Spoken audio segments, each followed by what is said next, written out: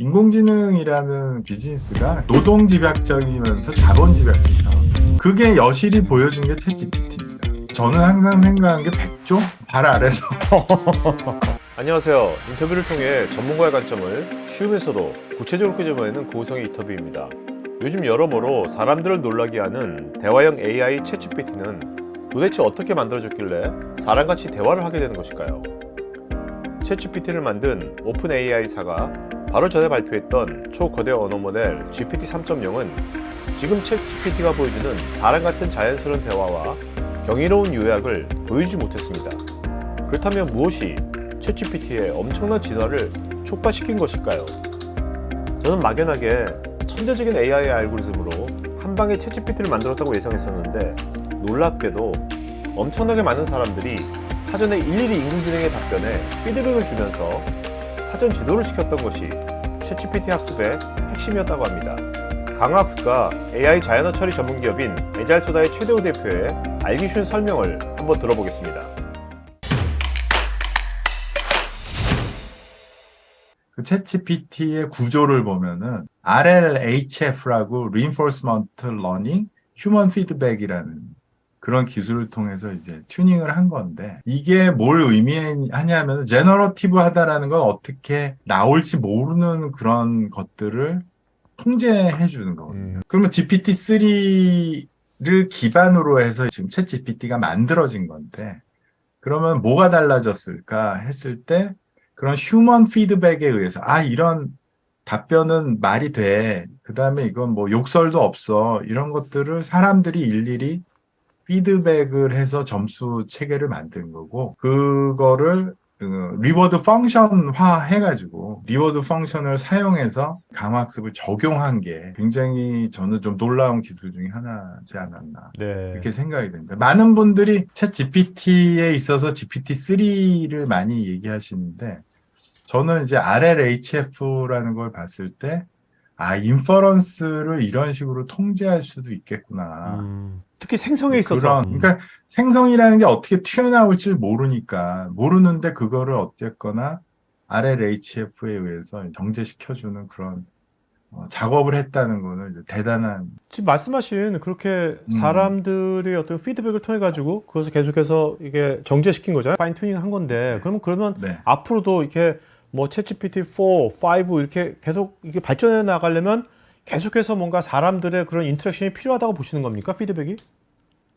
그래야 되지 않을까 싶어요. 물론 기술이 이제 발전해서 지금은 GPT를 만들고 RLHF로 이제 튜닝하는 과정을 거쳤는데, 또 뭐 오픈 AI처럼 이제 또 천재들만 모인 데들이 이제 그거를 자연스러운 하나의 아키텍처로 구성을 하고, 대신에 사람의 노력은 더 필요하지 않을까 생각이 됩니다. 엄청 많은 사람들이 지금도 그걸로 해보고 있잖아요, 이것저것. 네네. 그럼 우리가 그 하면서 저는 뭐 잘했어 뭐 하는 것도 어떻게 보면 지금 말씀하신 리인포스먼팅 러닝의 하나의 휴먼 피드백으로 볼 수도 있는 겁니까? 그것도 지금? 그런 백데이터로 사용은 하지 않을까 싶어요. 근데 아, 이제 그러한 피드백은 아까 리워드 펑션 체계랑은 맞지는 않을 것 같고요. 하나의 정성적 평가 지표 뭐 이런 걸로는 활용할 수는 있겠죠. 네. 좀 전 영상에서 최 대표가 언급한 RLHF, Reinforcement Learning from Human Feedback, 인간 피드백 기반의 강화학습 이런 방법론에 대해서 더 알고 싶은 분들은 관련 논문을 알기 쉽게 설명한 우측 상단 링크를 클릭해보기 바랍니다. 우리가 알고 있는 알파고도 강화학습으로 사전학습을 했는데 처음에는 인간 기본 학습을 하다가 나중에 알파고 제로는 인간 도움이나 기보 없이 AI끼리 바둑을 두면서 극강의 바둑의 신이 되었습니다. 챗 GPT도 강화학습을 사용한다고 하니까 알파고 제로처럼 자기들끼리 서로 대화를 하면서 급속히 발전할 수는 없을까요? 인간들의 엄청난 사전 피드백 작업이 필요 없이요.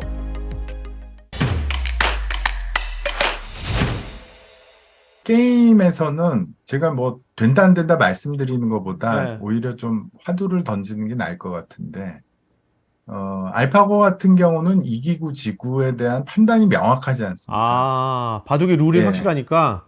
네네네. 그러니까 리워드 체계라는 게 이제 명확한 데서는 그게 가능은 할 텐데, 예를 들어서 뭐 챗 GPT끼리 니네들이 얘기해서 누가 잘하나 보자.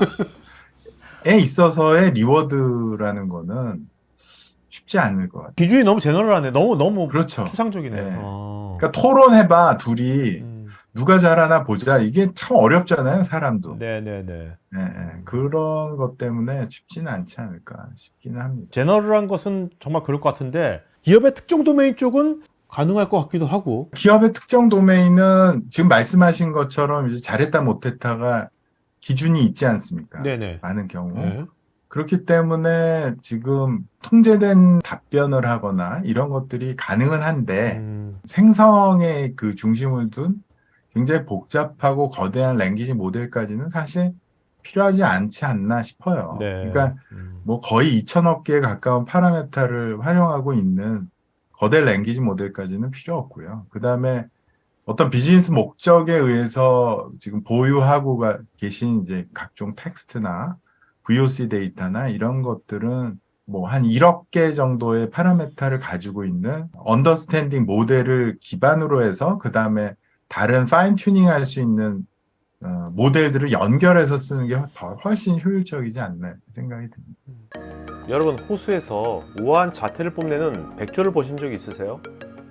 하지만 수면 아래에서는 백조가 떠있기 위해서 부지런히 물갈퀴를 움직이고 있는 것입니다. 오늘 챗GPT의 동작 원리를 들어보면서 백조가 연상되지 않으세요?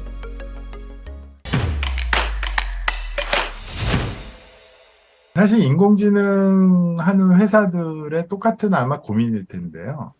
인공지능이라는 그 비즈니스가 굉장히 노동집약적이면서 자본집약적 사업이에요. 그게 여실히 보여준 게 챗GPT입니다. 엄청난 자본이 들어갔고 네. RLHF, 즉 휴먼 피드백에 의한 리인포스먼트 러닝이라는 걸 수행하기 위해서 60억 건의 데이터를 사람으로부터 생성한 거예요. 야. 그러니까 그게 보이지 않는 그 엄청난 사람들의 노력이 여전히 필요합니다. 인공지능 회사는 상당히 비효율적인 비즈니스라는 게 모순이죠. 역설적이네요. 역설적이네요. 역설적이죠. 저는 항상 생각한 게 백조? 발 아래서.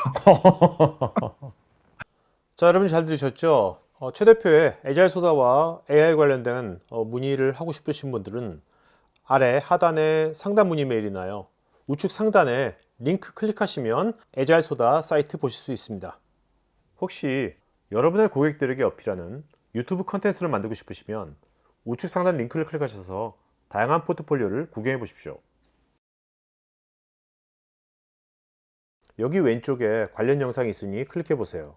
제가 진행하는 테크 전문 방송 토크IT에서 하는 토크형 웨비나에 한번 참여해 보시면 어떨까요? 구글에서 한글로 토크IT 치시거나 우측 상단 링크를 클릭하시면 됩니다. 여러분의 좋아요와 구독은 지속적인 컨텐츠 제작에 큰 힘이 됩니다.